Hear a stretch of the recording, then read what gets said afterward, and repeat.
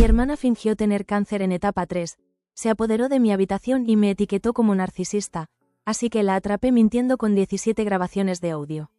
De pequeña, siempre quise ser la mejor amiga de mi hermana mayor, Mía. Compraba mi ropa basándome en lo que ella vestía, y cada vez que adoptaba un pasatiempo, yo la seguía. Pero en lugar de querer ser mi mejor amiga, empezó a verme como su adversaria número 1. La imitaba cada vez que llegaba a casa después de recibir un premio por correr, bailar o cualquier otro hobby que disfrutara. Yo era la primera persona a la que se lo contaba. Apuesto a que tú no podrías hacer esto, ¿verdad? Me decía agitando el premio en mi cara. Pero en lugar de llorar o sentir envidia, la abrazaba fuerte y le decía lo orgullosa que estaba de ella. Esto solo la enfurecía, y me empujaba, a veces con tanta violencia que me tiraba al suelo. Pero no fue hasta mi cumpleaños número 12 que me di por vencida, cuando mis padres me compraron una bicicleta rosa brillante que Mía siempre había querido. En cuanto la desempaqué, corrí a su habitación y llamé a su puerta. La llevé al jardín trasero, le mostré lo que tenía y le pregunté si quería ser la primera en usarla. Claro, respondió con una sonrisa burlona. Dijo que quería usarla en la calle y, como tenía 16 años, asumí que era lo suficientemente madura para hacerlo responsablemente.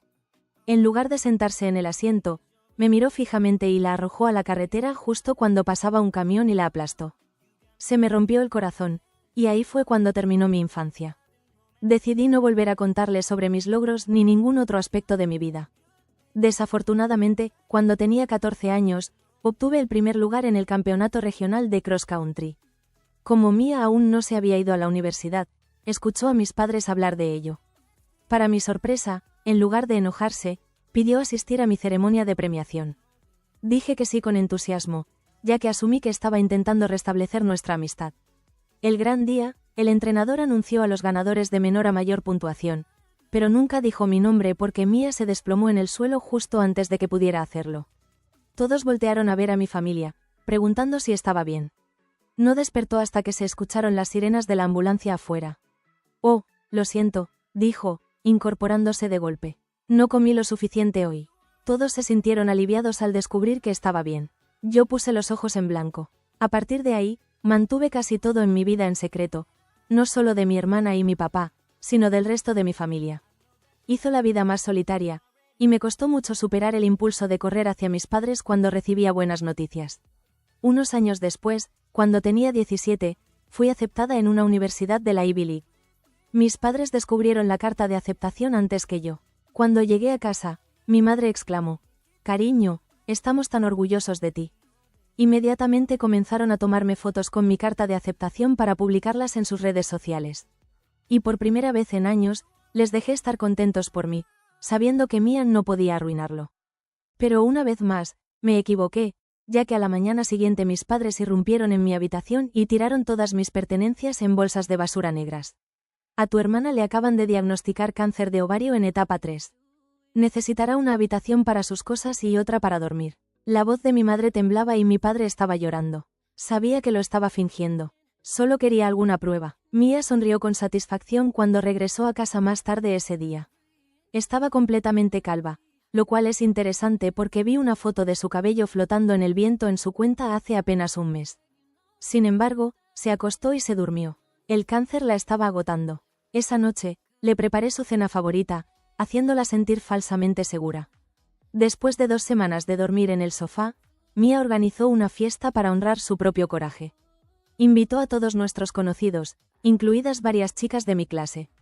Perfecto. A mitad de la fiesta, golpeé mi vaso de Fanta con un tenedor. Mía, da un discurso. Estamos muy orgullosos de ti. Instantáneamente, dio un discurso. La había visto practicar docenas de veces en el espejo del baño. Me acerqué a ella y la abracé mientras estaba a la mitad de sus lágrimas falsas. Y justo cuando iba a separarme, le quité la peluca. Su cabello rubio le llegaba hasta la cintura. Mía gritó. Antes de continuar, recuerda suscribirte al canal, nuevas historias reales todos los días. Mi madre jadeó con acento agudo con tanta fuerza que pensé que sus pulmones se encogerían. Mientras todos procesaban lo que estaba sucediendo, encendí el televisor al máximo volumen. Mostré un vídeo que había tomado de Mía ensayando su discurso en el espejo mientras pensaba que nadie la veía. En lugar de admitir sus mentiras, salió corriendo de la casa y se fue en coche. Subí a mi habitación y dejé que mis padres se las arreglaran para despedirse de todos los invitados. A la mañana siguiente, me desperté con mi madre golpeándome en la cara. ¿Cómo pudiste avergonzar a Mia así mientras está luchando contra el cáncer? Simplemente la miré fijamente, con las mejillas ardiendo. Mi madre dijo que Mia les había informado que yo le había quitado las extensiones de cabello. Había gastado miles en unas realistas ya que no quería que los demás sintieran lástima por ella por estar calva. No quería presumir de su riqueza reconociendo que podía permitirse extensiones tan caras. No podía creer que mis padres se tragaran esa historia, pero lo hicieron. Estaban totalmente convencidos de que su hija, enferma de cáncer, había ocultado extensiones de cabello, las cuales yo había revelado sin piedad. La situación empeoró en los días siguientes. Mia regresó con una pila de registros médicos. Tenía tarjetas de citas, resultados de pruebas y un plan de tratamiento. No sé cómo los consiguió, pero parecían lo suficientemente auténticos como para convencer a mis padres. El membrete parecía legítimo. Luego empezó a decirles que yo era emocionalmente abusiva y que la había estado atormentando por su diagnóstico de cáncer. Afirmó que estaba celosa de la atención que recibía y que intentaba que todo girara en torno a mi aceptación en la universidad. Mis padres programaron una cita de terapia de emergencia para mí. Le informaron a la terapeuta que mostraba signos de trastorno de personalidad narcisista y necesitaba ayuda inmediata. La terapeuta pareció dudar al principio, pero mis padres estaban convencidos, así que accedió a verme 2 veces por semana. Estas sesiones fueron duras. Tenía que sentarme ahí mientras esta mujer me preguntaba por qué me sentía obligada a lastimar a mi hermana enferma. Quería investigar mis problemas de celos y mi demanda de atención. Intenté explicarle que Mia estaba mintiendo, pero eso solo empeoró las cosas. La terapeuta asentía y tomaba notas sobre mi negación. Mientras tanto, Mia se había apoderado de la casa. Organizaba pequeños eventos donde los parientes lejanos venían a ver a la heroica paciente con cáncer. Hacía comentarios sutiles sobre lo difícil que era tener una hermana que no la apoyaba. Nada lo suficientemente claro como para refutarlo, pero lo suficiente como para poner a todos en mi contra. Empecé a documentar todo. Tomaba notas cada vez que cometía un error o se contradecía. Cuando decía que tenía quimioterapia el martes pero publicaba selfies en el centro comercial, hacía capturas de pantalla. Estaba armando un caso, pero necesitaba algo tangible. Una noche, llegué tarde a casa de la escuela. Había estado trabajando en un proyecto grande en la biblioteca. Cuando abrí mi laptop, la pantalla estaba rota y no encendía. Todo mi trabajo escolar se había perdido. Años de ensayos y proyectos destruidos de repente. El teclado estaba doblado como si lo hubieran pisado. Encontré a Mia en la cocina, preparando té. Me sonrió y dijo que la tecnología puede ser tan poco fiable. Luego me preguntó si había hecho una copia de seguridad de los materiales de mi solicitud para la universidad. La forma en que lo dijo indicaba que sabía exactamente qué le había pasado a mi laptop. Pasé la semana siguiente reconstruyendo todo de memoria. Tuve que rehacer tareas y pedirles prórrogas a los profesores. Algunos me creyeron, mientras que otros asumieron que estaba poniendo excusas. Debido al estrés, mis calificaciones empezaron a bajar. En la escuela, circulaban rumores de que era inestable. Alguien les dijo a todos que había atacado a mi hermana, enferma de cáncer, durante su propia fiesta de apoyo. Gente que conocía desde hacía años empezó a evitarme en los pasillos. Mi mesa del almuerzo se fue vaciando gradualmente hasta que comía sola. Luego recibí una carta de mi universidad ideal. Habían recibido una advertencia anónima sobre actividades sospechosas y querían discutir mi admisión. Alguien se había quejado de que estaba acosando a un miembro de mi familia que tenía una enfermedad terminal. Necesitaban realizar una investigación antes de confirmar mi admisión. Estaba segura de que era mía, pero no podía probarlo. Se había esforzado mucho por ser anónima, pero cometió un error. Usó una fraseología particular de sus quejas anteriores. Reconocí instantáneamente su estilo de escritura. Decidí ser creativa en mi recopilación de pruebas. Compré pequeñas grabadoras de voz y las escondí por la casa. Quería atraparla admitiendo algo mientras pensaba que nadie la escuchaba. Las escondí detrás de marcos de fotos y debajo de las mesas, en cualquier lugar donde pudiera bajar la guardia. Las grabaciones capturaron más de lo que esperaba. Tarde en la noche escuchaba a Mia por teléfono, riéndose de lo ingenuos que eran nuestros padres. Su voz cortaba las delgadas paredes entre nuestras habitaciones, rebosante de desprecio mientras describía sus expresiones de ansiedad. Se jactaba con sus amigas de haberse apoderado de mi habitación y de haber arruinado mis ambiciones universitarias, puntuando cada revelación con risitas maliciosas. Incluso imitaba el tono ansioso de nuestra madre, intensificándolo hasta que sus amigas se reían a carcajadas al otro lado de la línea. Guardé cada archivo en diferentes cuentas en la nube, creando copia tras copia con manos temblorosas. Cada grabación estaba etiquetada con la fecha y la hora y almacenada en carpetas que registraban semanas de engaño. Pero quería a alguien que realmente me escuchara. Mis padres estaban en negación. Sus ojos se perdían cada vez que intentaba señalar las contradicciones en las declaraciones de Mia. Cuando abordaba su comportamiento, cambiaban de tema o de repente recordaban recados importantes. Fue entonces cuando recordé a la tía Amelia. Siempre había sospechado de Mia, incluso cuando éramos niñas, atrapándola en pequeñas mentiras en las reuniones familiares. Fue la única que se dio cuenta de que Mia afirmaba haber ganado un concurso de ortografía en una escuela que ni siquiera tenía uno. Amelia estaba a 2 horas de distancia, pero tal vez podría ayudar. Mia estaba monitoreando mi celular, así que la contacté desde un teléfono público en la escuela. La cabina telefónica, escondida detrás del gimnasio y fuera de la vista, olía a óxido y chicle viejo. El auricular de metal se sentía frío contra mi oreja mientras insertaba monedas en la ranura, mis manos tanteando las monedas. Amelia contestó al tercer timbre, y su voz agradable me hizo sentir inmediatamente más segura. Le conté todo lo más rápido que pude, las palabras chocando entre sí como agua rompiendo sobre una presa. Permaneció en silencio durante mucho tiempo, respirando constantemente al otro lado de la línea, antes de admitir que temía que algo anduviera mal cuando la narrativa del cáncer de Mia seguía cambiando. Comenzó como linfoma, luego leucemia, y finalmente una variedad rara que cambiaba de nombre varias veces. Amelia acordó visitarme ese fin de semana. Dijo que fingiría que era para apoyar a Mia, pero que en realidad quería ver las pruebas que había reunido. Su voz mantuvo el tono duro que recordaba de cuando me ayudaba con las tareas de matemáticas hace años. Finalmente, alguien me creía. Colgué, sintiéndome optimista por primera vez en semanas. La energía en mis pasos atrajo miradas curiosas de los estudiantes que pasaban. Cuando llegué a casa ese viernes, descubrí que faltaban mis grabaciones. Todos los dispositivos habían desaparecido de sus escondites. El cajón debajo de mi escritorio estaba vacío, con marcas de polvo que indicaban dónde habían estado las grabadoras.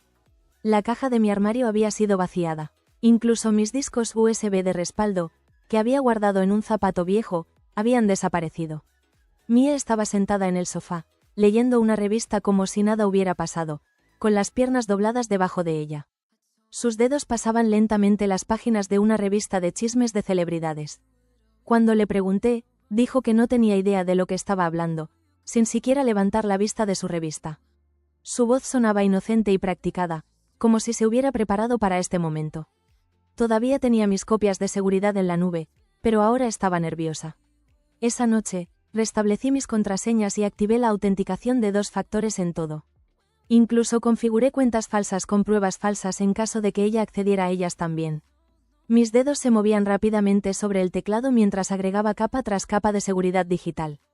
Utilicé administradores de contraseñas y preguntas de seguridad que solo yo podía responder, como referencias a novelas que Mia nunca había leído o lugares que nunca había visitado. Amelia llegó el sábado por la mañana con un guiso y un rostro preocupado. Llevaba sus buenas perlas, que guardaba para ocasiones especiales, y su cabello gris estaba recién peinado. Abrazó a Mia y le dijo lo valiente que era, diciendo que sus dotes de actuación eran mejores que cualquiera que hubiera visto antes. Mia se lo creyó, hablando de su tratamiento y lo difícil que era. Incluso logró que su voz temblara en los momentos precisos. Observé desde la cocina, mordiéndome la lengua con tanta fuerza que sabía a cobre. El guiso estaba en la encimera, todavía caliente, y olía a las comodidades de la infancia que no podía alcanzar. Más tarde, Amelia pidió ver mi habitación para poder ayudarme a reorganizarla después de que se la cediera a Mia. Era una excusa brillante que evitaría sospechas. Cuando estuvimos solas, le mostré todo en mi teléfono, incluidas las grabaciones, capturas de pantalla y la cronología de mentiras que había documentado meticulosamente. Cada prueba estaba anotada con contexto y referencias cruzadas. Su expresión se oscureció con cada prueba, y su mandíbula se tensó al escuchar la risa maliciosa de Mia. Tuvo que sentarse en mi cama cuando se enteró de la intención de Mia de interceptar mi carta de aceptación de la universidad. Pasamos una hora repasando todo.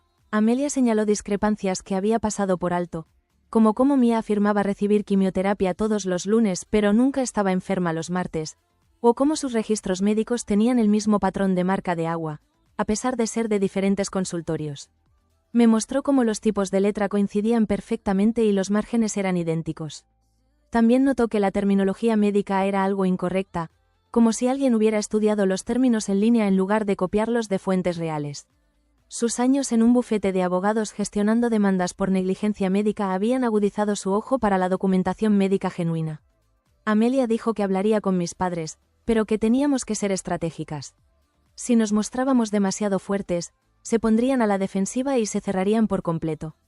Lo había visto antes con sus propios hermanos. Cómo la confrontación puede ser contraproducente cuando las personas están emocionalmente involucradas en una mentira. Aconsejó esperar hasta la cena, cuando todos estuvieran relajados. Estuve de acuerdo, aunque esperar se sentía imposible, y mi estómago se revolvía de ansiedad.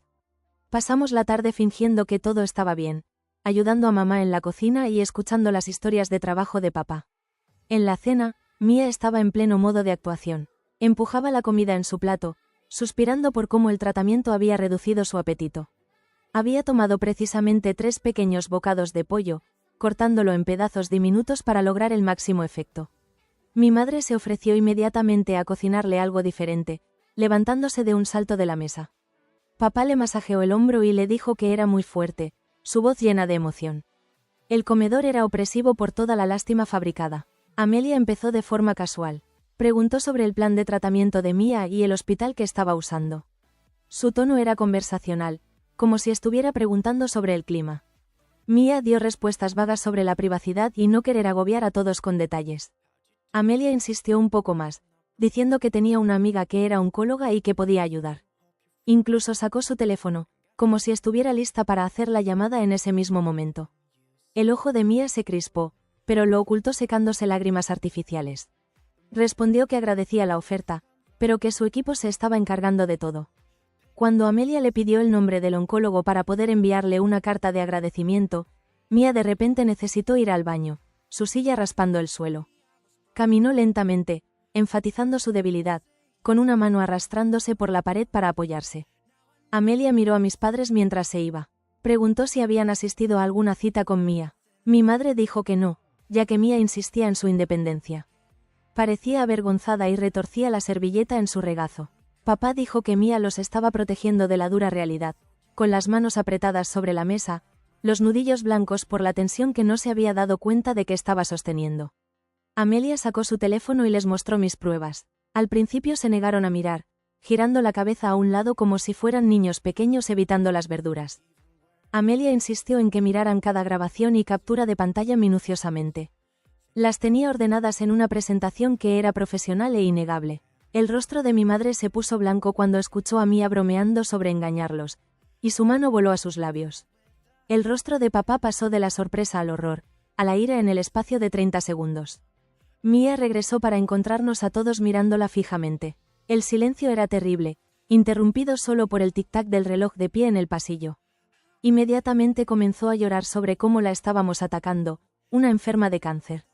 Cuando eso no funcionó, me acusó de usar inteligencia artificial para crear grabaciones falsas. Luego afirmó que la había drogado para hacerla decir esas cosas, y sus mentiras se volvieron más frenéticas y locas. Cada nueva excusa contradecía la anterior, como un castillo de naipes derrumbándose en tiempo real. Mi padre se levantó lentamente, su silla crujiendo con el cambio de peso. Le preguntó directamente si tenía cáncer. Su voz tenía el mismo tono que cuando yo era más joven y me había pillado robando galletas. Mia intentó con más lágrimas, pero él simplemente repitió la pregunta, con voz firme y enérgica. Finalmente, ella explotó. Gritó que todos admirábamos mis logros más que los suyos, y que mi estúpida aceptación en la universidad había desviado la atención de nuestros padres. Años de odio se derramaron de su boca. Las verdades salieron a borbotones. Admitió haber fingido todo, pero nos culpó por hacerla sentir invisible. Había pasado años como la hermana mayor, pero yo me llevaba todo el crédito por imitarla. Dijo que romper mi bicicleta fue la única vez que se sintió poderosa, su rostro contorsionado por años de ira reprimida. Incluso admitió cosas menores que no había sospechado. Esconder mis libros de la biblioteca para evitar multas, contarles a los niños de la escuela historias humillantes sobre mí y borrar mis ensayos de la computadora familiar. Mi madre empezó a sollozar, con fuertes y dolorosos llantos que sacudían todo su cuerpo. Papá tuvo que volver a sentarse porque le fallaban las piernas, agarrándose al borde de la mesa. La madera gemía bajo sus dedos. Amelia grabó toda la confesión en vídeo con su teléfono, por si acaso Mia intentaba negarlo más tarde. Me sentí entumecida mientras veía a mi familia desmoronarse, como si estuviera flotando por encima de todo. La comida intacta en la mesa parecía absurda ante tal devastación. Sin embargo, Mia no había terminado. Se abalanzó sobre mí, gritando que yo lo había arruinado todo. Mi madre se interpuso entre nosotras, sus garras se clavaron en el brazo de mi madre. Cuando la sangre corrió por la muñeca de mamá, todos salimos de nuestro estado de shock. Las gotas rojas cayeron sobre el mantel blanco y se extendieron como rosas en miniatura. Mamá miró su brazo, como si no entendiera qué había pasado. Papá agarró a Mia y la apartó. Ella se debatía y gritaba sobre cuánto me odiaba, cómo le había robado la vida al nacer y cómo cada logro que tenía estaba diseñado para hacerla quedar mal. Años de ira estallaron en una terrible explosión, su voz cruda y salvaje. El perro del vecino empezó a ladrar, sintiendo el caos a través de las paredes. Amelia marcó el 911 mientras papá sujetaba a Mia. Dio la dirección en voz baja, su experiencia legal la mantenía concentrada. Los paramédicos vinieron por el brazo de mi madre, pero también se llevaron a Mia. Se había puesto en tal estado que les preocupaba que se hiciera daño. Mientras se la llevaban, empezó a llorar. Todo es culpa mía. Su voz resonó en nuestro tranquilo vecindario. Las luces de los porches se encendieron cuando los vecinos miraron a través de las cortinas. La casa se sintió vacía después de eso. Mamá necesitó puntos de sutura y medicamentos. El médico dijo que los arañazos eran profundos, pero que sanarían bien. Limpiaron y vendaron su brazo con suavidad y eficiencia. Papá la llevó a casa en silencio. El único sonido era el zumbido del motor del coche. Ninguno de los dos sabía qué decir. La pulsera de hospital de mamá captaba las luces de la calle mientras aparcábamos en la entrada de casa. Esa noche, mis padres me sentaron para disculparse. Dijeron que estaban tan sorprendidos por la historia del cáncer que nunca la cuestionaron. Habían querido apoyar a su hija enferma, pero terminaron alimentando sus mentiras. Cuando mamá mencionó haberme golpeado, lloró y me tocó suavemente la mejilla. El gesto era muy diferente al de ese día, tierno y lleno de tristeza. Les conté todo lo que Mia había hecho a lo largo de los años, no para herirlos, sino para ayudarlos a entender que esto no era nada nuevo. Se horrorizaron al escuchar lo de la bicicleta de cumpleaños y la ceremonia de premiación. No tenían idea de cuánto tiempo había estado pasando esto, y cada revelación los golpeó como un golpe físico. Papá seguía sacudiendo la cabeza, murmurando sobre las señales que había pasado por alto. Decidimos que Mia necesitaba ayuda profesional, terapia real, no del tipo que me habían impuesto a mí. Papá llamó por teléfono y encontró una clínica especializada en trastornos de la personalidad. Tenían una vacante para la semana siguiente, siempre y cuando Mia estuviera dispuesta a ir. Pasó horas al teléfono, llenando su cuaderno con nombres y números, cobertura del seguro, opciones de tratamiento y tasas de éxito. Investigó como si su vida dependiera de ello. Mientras tanto, yo necesitaba arreglar mi vida. La universidad seguía investigando la queja anónima. Les envié por correo electrónico la grabación de la confesión de Mia, junto con la carta de Amelia explicando la situación. Proporcioné mis notas de terapia, que demostraban que yo era la víctima, no la acosadora. Cada documento se sentía como si me hubieran devuelto un pedazo de mi dignidad. El oficial de admisiones me contactó personalmente para disculparse por cualquier malentendido. La escuela fue más difícil de arreglar. Los rumores no mueren fácilmente, especialmente en una escuela secundaria pequeña donde los chismes son moneda corriente. Algunas personas me creyeron cuando les expliqué, mientras que otras asumieron que estaba poniendo excusas. Me concentré en mis verdaderos amigos e ignoré los murmullos en el pasillo. Dolía, pero había sobrevivido a cosas peores. Mis profesores de AP fueron especialmente comprensivos, habiendo sido testigos de mi dedicación de primera mano. Mis profesores fueron más tolerantes cuando les expliqué lo de la laptop y les mostré el informe policial que papá había presentado. Me dieron prórrogas. Pasé semanas poniéndome al día con las tareas escolares mientras la lámpara de mi escritorio ardía hasta altas horas de la noche. Mis calificaciones mejoraron gradualmente, pero fue agotador. Cada examen y trabajo era una montaña que conquistar. El café se convirtió en mi mejor amigo, y los bibliotecarios me conocían por mi nombre. Mia regresó a casa después de 3 días de observación. La obligaron a asistir a terapia 2 veces por semana. La terapeuta dijo que tenía rasgos de trastorno de personalidad narcisista con rasgos antisociales. Nos advirtió que tomaría años de trabajo solucionarlo, y estableció expectativas realistas. Nos entregó folletos sobre dinámicas familiares y actitudes permisivas. Mia regresó a su antigua habitación sin disculparse. Nos evitábamos por completo, creando límites invisibles en nuestros espacios compartidos.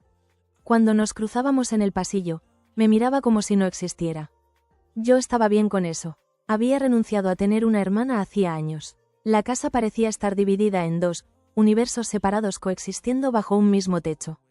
Pero ella no había terminado de intentar hacerme daño. La encontré en mi habitación un día, revisando mis papeles de la universidad.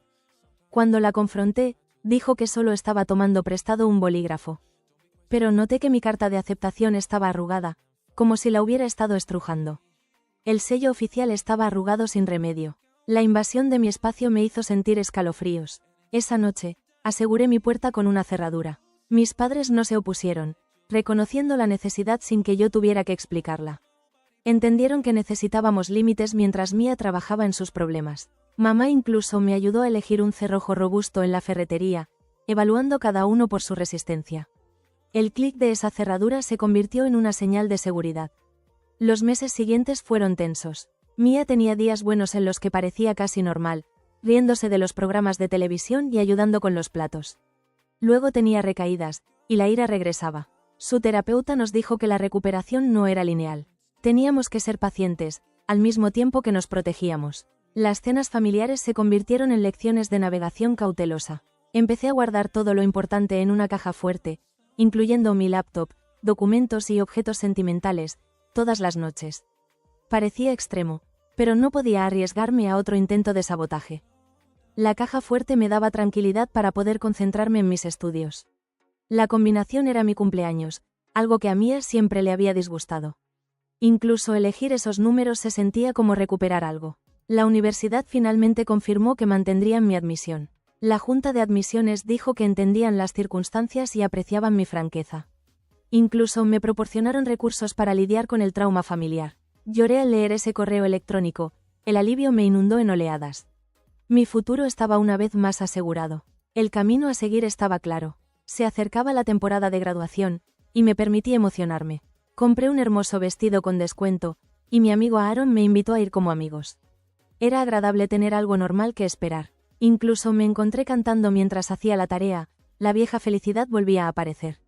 El vestido colgaba en mi armario como una promesa de una noche perfecta. Estaba maquillándome para la graduación cuando escuché un ruido. Mi vestido estaba en el suelo, cubierto con lo que parecía ser lejía. La tela estaba arruinada con grandes manchas blancas por todo el material azul. La puerta del baño de Mía se cerró de golpe al final del pasillo. El olor tóxico me quemó la nariz. Me quedé ahí parada en ropa interior, mirando el vestido arruinado, sintiendo cómo mi emoción se desvanecía. Quería gritar, pero en su lugar llamé a Amelia. Vino en coche, trayendo el viejo vestido de graduación de su hija. Era verde, no azul, pero me quedaba bien. Amelia me peinó mientras intentaba no llorar. Dijo que me veía hermosa y lo decía en serio, sus manos sujetando suavemente cada rizo. Incluso llevaba joyas a juego en su bolso, como si supiera que necesitaba ser rescatada. A nadie le importó que mi vestido de graduación no fuera como lo había planeado. A Aaron y yo bailamos hasta que nos dolieron los pies. Por unas horas, me olvidé de Mía y del desastre en casa. Simplemente fui una adolescente normal, celebrando con mis amigos. El gimnasio estaba decorado con luces brillantes y serpentinas plateadas. Tomamos docenas de fotos, con sonrisas genuinas reemplazando las forzadas en los retratos familiares. Cuando llegué a casa, Mía estaba en la sala de estar. Su rostro se desplomó cuando miró el vestido verde. Me di cuenta de que había estado esperando a que llorara por el vestido arruinado. Cuando sonreí y dije que había tenido una noche fantástica, se fue furiosa a su habitación, su decepción era evidente. Por una vez, su intento de lastimarme había fallado por completo. La semana siguiente, su terapeuta programó una reunión familiar. Dijo que Mía había admitido el incidente del vestido y varios otros actos de sabotaje. La terapeuta sugirió un programa más intensivo, como un tratamiento residencial, donde Mía pudiera concentrarse en su recuperación sin distraerse con factores externos. Indicó que la estrategia actual no estaba funcionando lo suficientemente rápido. Mis padres estaban divididos, querían ayudar a Mía pero les preocupaba enviarla lejos. La terapeuta enfatizó que a veces la distancia era necesaria para que todos sanaran. Les entregó folletos de diferentes programas especializados en trastornos de la personalidad, páginas brillantes llenas de promesas de recuperación. Cada institución presentaba testimonios de familias que habían encontrado la paz después de la separación. Esa noche, escuché a mis padres discutir. Mamá quería que probara el programa residencial, pero papá creía que le habían fallado a Mía al no darse cuenta antes. Discutieron sobre quién tenía la culpa. Me puse los auriculares e intenté concentrarme en mi tarea. Los problemas de matemáticas se desdibujaban entre mis lágrimas. Sus gritos cada vez más fuertes atravesaban mi música. Mía también debió oírlos. Al día siguiente, anunció su intención de buscar tratamiento. Dijo que estaba cansada de estar enojada todo el tiempo. Por primera vez en años, parecía cansada, en lugar de estar tramando algo. Sus ojos tenían ojeras, la lucha parecía haberla abandonado, reemplazada por algo vacío. La llevamos a la institución el lunes siguiente. Estaba a 3 horas en coche, rodeada de montañas y jardines. El personal parecía amable pero firme. Dijeron que el programa duraría al menos 6 meses, con sesiones de terapia familiar una vez al mes. La estructura parecía más un retiro que un hospital. Otras familias se despedían en el estacionamiento, cada una con sus propias historias pesadas. Mía abrazó a nuestros padres para despedirse mientras me ignoraba. Estaba bien con eso. No quería una reconciliación llorosa, solo necesitaba que recibiera ayuda y me dejara en paz. Mientras nos alejábamos, me sentí más ligera que en años, viendo cómo la institución se desvanecía en el espejo retrovisor.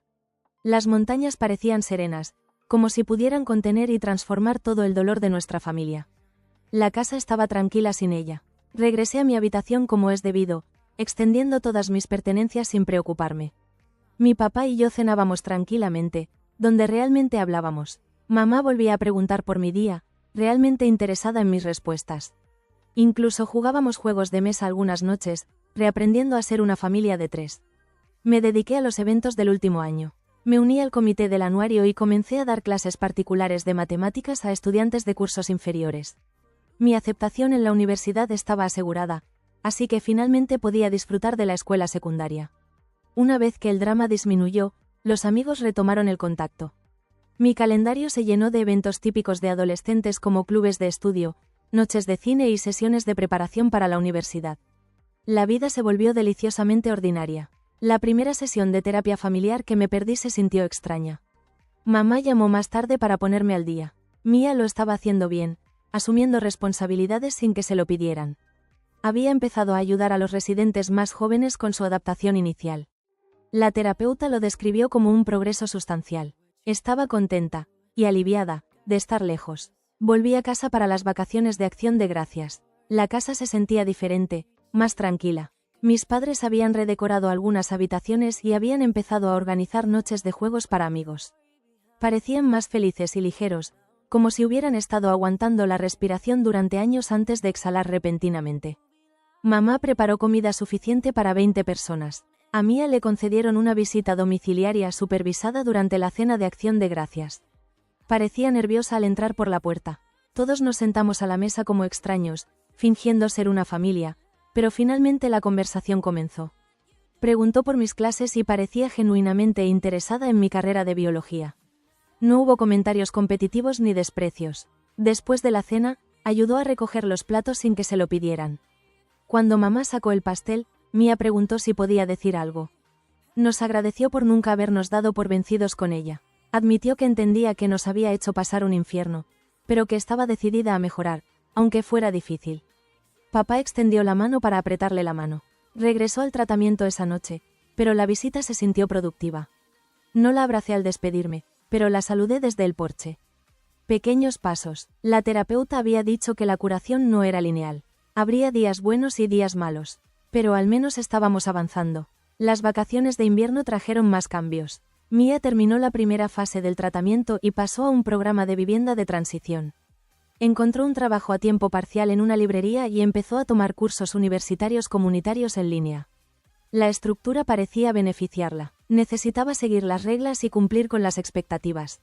Tuvimos otra sesión familiar en la que la terapeuta habló sobre la reintegración. Mía no volvería a casa de inmediato, y tal vez nunca, pero podría venir con más frecuencia, cenar una vez a la semana y asistir a reuniones familiares con previo aviso.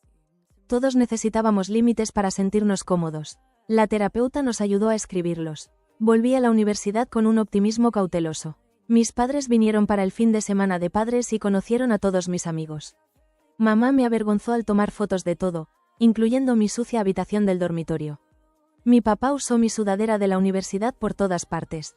Parecían muy contentos, ya no lo forzaba. El semestre de primavera pasó volando. Entré en la lista del decano y me invitaron a unirme al programa de honores. Mis padres enmarcaron la carta. Amelia envió flores de felicitación. Incluso Mía me envió un mensaje de texto diciendo que estaba orgullosa.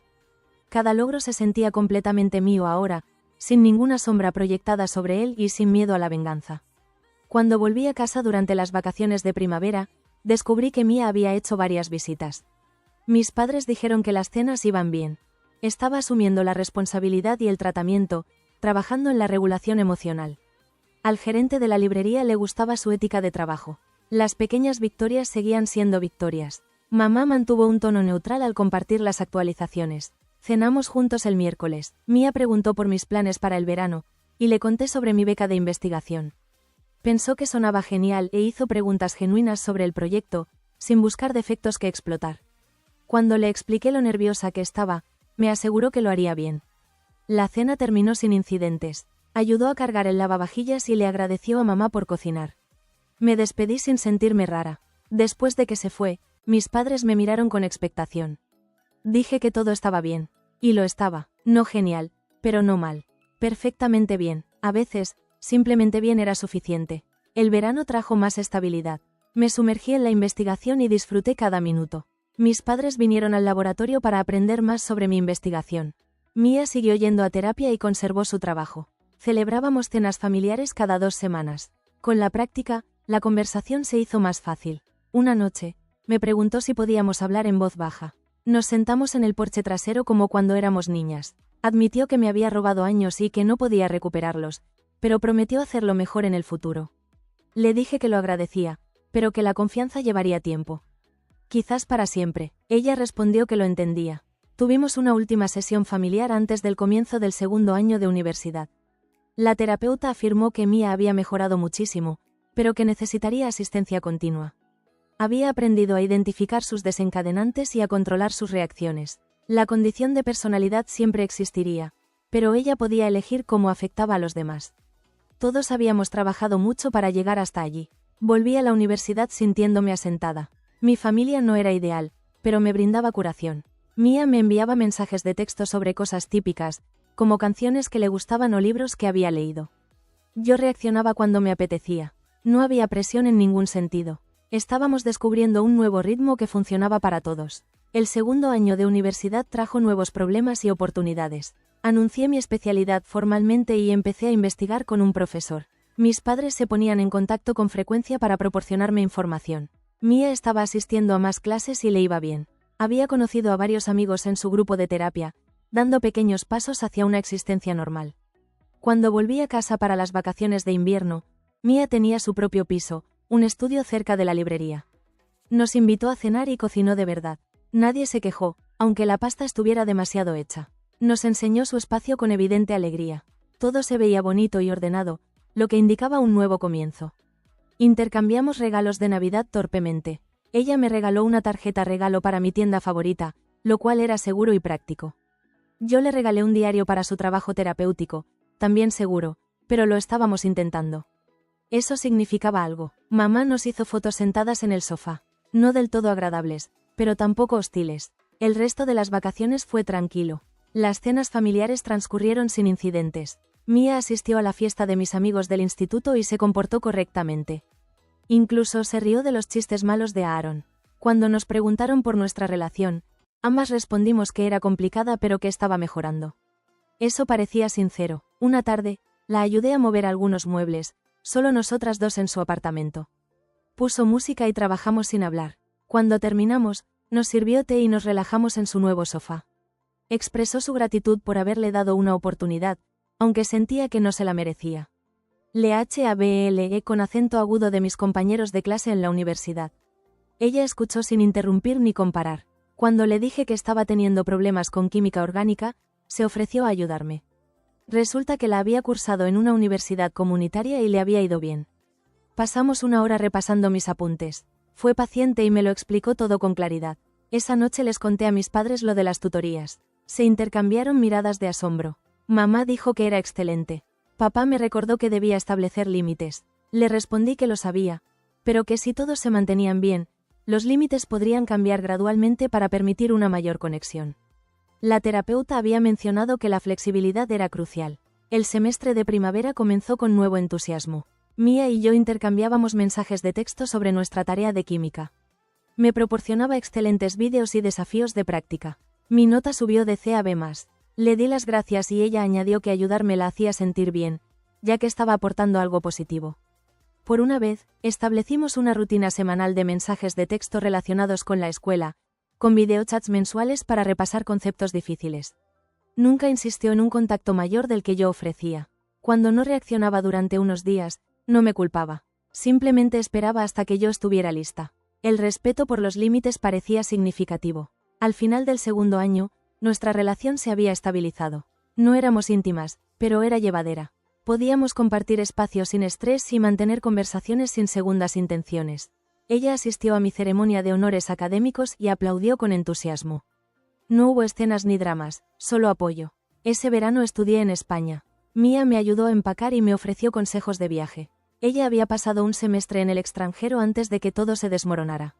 Sus consejos sobre las estancias en casas de familia y el choque cultural resultaron útiles. Nos dimos un abrazo breve pero sincero en el aeropuerto. Mamá lloraba lágrimas de alegría. Envié postales a casa a todos, incluida Mia. Las guardó en una caja, me dijo más tarde. Cuando volví, quería escuchar historias y ver fotografías. Me preguntó por los estudios que había realizado allí. Recordé cosas de conversaciones pasadas y actué como una hermana normal por una vez. El tercer año comenzó con las solicitudes de ingreso a la escuela de posgrado en el horizonte. Mia se ofreció a corregir mi declaración personal. Dudé, pero accedí. Proporcionó comentarios serios sin intentar arruinar nada, incluso detectando algunos errores que yo había pasado por alto. Cuando recibí entrevistas, me ayudó a ensayar de forma constructiva y solidaria. Años de terapia la habían transformado, no en una persona perfecta, sino en alguien capaz de funcionar sin causar daño a los demás. Aún sentía celos a veces. Cuando le transmitía noticias positivas, veía destellos de la antigua Mia, pero se detenía y se disculpaba. Un trabajo genuino hacia un cambio genuino. Cuando empezaron a llegar las cartas de aceptación, mamá estaba muy emocionada por mí.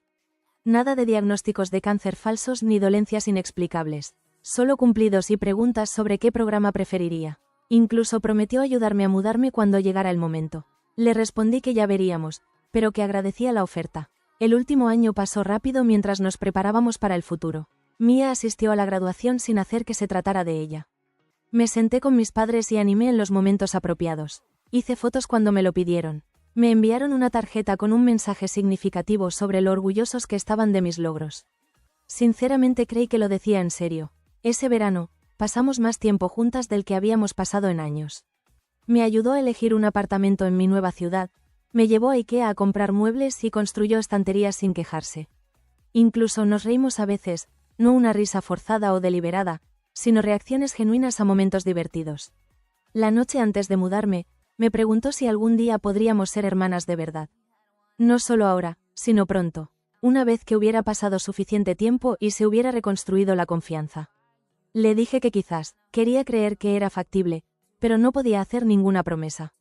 Dijo que era justo, más de lo que merecía. Cargamos el camión de la mudanza juntas. Mis padres estaban emocionados, pero intentaban disimularlo. Mia era práctica y servicial.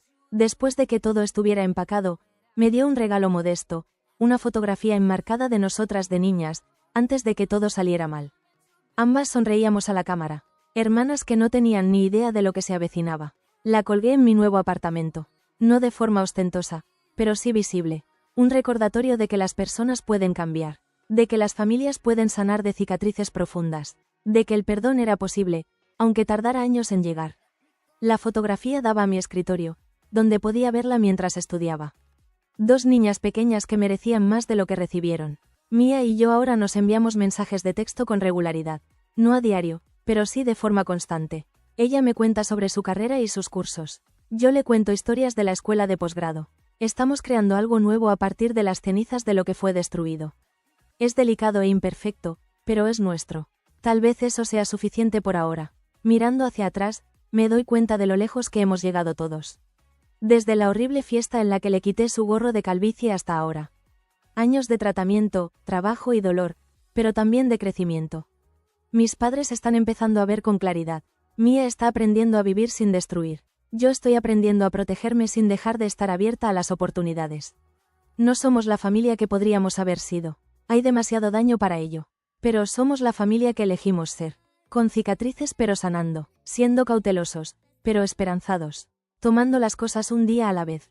Porque eso es todo lo que cualquiera puede hacer. Eso es suficiente por ahora.